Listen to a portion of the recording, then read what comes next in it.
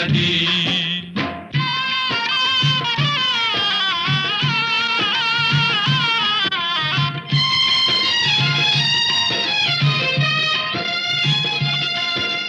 ప్రాంతాలు వేరైన మన అంతరంగమొకటేనన్న, యాసలు వేరుగా ఉన్నా మన భాష తెలుగు భాషన్నా. వచ్చిందన్నా వచ్చాడన్నా